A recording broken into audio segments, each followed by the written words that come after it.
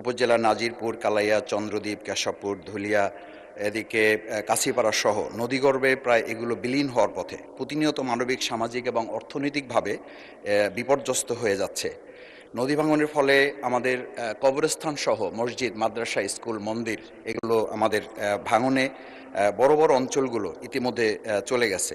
মানবতার জীবনযাপন করছে তারা। হাজার হাজার হেক্টর ফসলি জমি যা ইতিমধ্যে নদীর গর্ভে চলে গেছে। স্থানীয় কৃষক এবং দিনমজুর যারা জীবন জীবিকায় ভয়াবহ প্রভাব ফেলছে মাননীয় স্পিকার।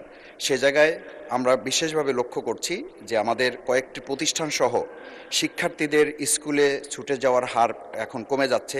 কমিউনিটি হাসপাতাল, স্থানীয় বাজার, এমনকি মানুষের শেষ চিহ্ন কবরও নদীতে বিলীন হয়ে গেছে। গ্রামীণ কাঁচা রাস্তা, কাঁচা পাকা রাস্তা, ভেরিবাঁধ, ওয়াবদা সহ যোগাযোগের অসংখ্য সড়কগুলো নদী ভাঙনের ফলে বিচ্ছিন্ন হয়ে আছে।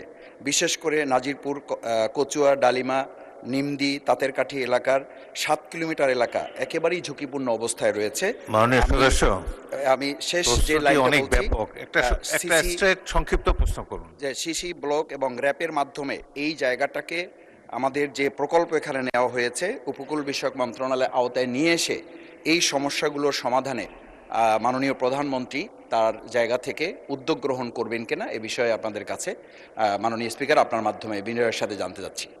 মাননীয় প্রধানমন্ত্রী। ধন্যবাদ মাননীয় স্পিকার, ধন্যবাদ মাননীয় সংসদ সদস্য আপনার একটি গুরুত্বপূর্ণ প্রশ্নের জন্য। আপনি আপনার এলাকার যেই সমস্যার কথা বলেছেন সেটি শুধু আপনার এলাকার সমস্যা নয়, বাংলাদেশের বহু মানুষ আছে। এমনকি আমার যেটা ডিস্ট্রিক্ট সেই বগুড়াতেও সারিয়াকান্দি অঞ্চলে এইরকম নদী ভাঙনের সমস্যা রয়ে গিয়েছে মাননীয় স্পিকার। একই সাথে আরও অনেকগুলো অঞ্চল আছে, দক্ষিণ অঞ্চল বলেন, উত্তর অঞ্চল বলেন, বাংলাদেশের বিভিন্ন জায়গায় এই সমস্যা রয়ে গিয়েছে। এই সমস্যাটা একদিনের নয় মাননীয় সংসদ সদস্য। আপনি যেহেতু ওই অঞ্চলের মানুষ, ওই অঞ্চলে বেড়ে উঠেছেন, আপনার নিশ্চিত ধারণা আছে কিভাবে এই সমস্যাটি তৈরি হয়েছে। এখানে সবচেয়ে গুরুত্বপূর্ণ দুটো বিষয় আছে। একটি হচ্ছে যে নদী শাসনের কথা আপনি বলেছেন, সেটি একটি উপায় আছে, এবং একই সাথে আপনি খুব ভালো করে জানেন নদী শাসনের বিষয়টি অত্যন্ত ব্যয়বহুল একটি বিষয়, বাট তারপরেও প্রয়োজন অনুযায়ী আমাদেরকে করতে হবে। এবং সাথে আরেকটি গুরুত্বপূর্ণ বিষয় আছে, এই ভাঙনগুলো কখন হয়? ভাঙনগুলো আমরা দেখেছি অধিকাংশ সময় বর্ষার সময় হয়ে থাকে, যখন নদীতে স্রোত থাকে এবং হঠাৎ করে পানির প্রবাহ যখন বেড়ে যায়। এবং সেই জন্যই মাননীয় সংসদ সদস্য আপনি নিশ্চয়ই অবগত আছেন, আপনার ধারণা আছে, না দেখে থাকলেও ধারণা আছে, শহীদ রাষ্ট্রপতি জিয়াউর রহমান এই সমস্যাটিকে সমাধানের জন্য খাল খনন কর্মসূচি শুরু করেছিলেন ওনার শাসনের সময়। এবং বর্তমান সরকার খাল খননের মাধ্যমে একদিকে যেমন নদী ভাঙনকে ট্যাকল করতে চাইছে, একদিকে যেমন আমাদের শুষ্ক মৌসুমে পানির যে সমস্যা হয়ে থাকে সেই সমস্যাটার সমাধান আমরা করতে চাইছি খাল খননের মাধ্যমে।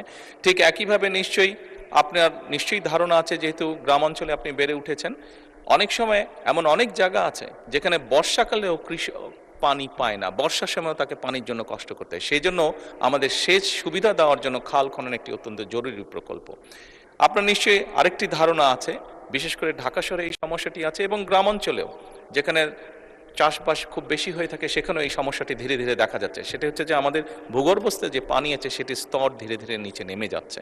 এই সবগুলো বিষয়কে যদি আমরা অ্যাড্রেস করতে চাই তাহলে অবশ্যই নদী শাসন যেমন একটি প্রয়োজন নদী ভাঙনকে রোধ করার জন্য, ঠিক নদীতে যখন পানির প্রবাহ বেড়ে যায়, স্রোত বেড়ে যায়, যার কারণে নদী ভাঙন হয়ে থাকে, সেই স্রোতটিকে যাতে আমরা মোটামুটি কন্ট্রোলে আনতে পারি, সেই পানিটিকে যাতে আমরা পানিতে যেটা হঠাৎ করে পানি বেড়ে যায় বর্ষার সময় সেটিকে যাতে আমরা ঠিকভাবে সারা দেশে ছড়িয়ে দিতে পারি, সেই জন্য খাল খনন কর্মসূচিটা অত্যন্ত গুরুত্বপূর্ণ। সেই জন্য মাননীয় সংসদ সদস্য, মাননীয় স্পিকার, আমরা নদী শাসনের ব্যাপারে যেরকম আমরা উদ্যোগ গ্রহণ করছি সরকারের পক্ষ থেকে, একইভাবে সামগ্রিকভাবে এই সমস্যাটিকে কম খরচে, যেহেতু বাংলাদেশের জন্য ব্যয়বহুল বিষয় নদী শাসনটিকে কম খরচের জন্য সবচেয়ে বেশি আমাদের জন্য সহজ হচ্ছে খাল খনন, সেটির উপর আমরা গুরুত্ব আরোপ করছি।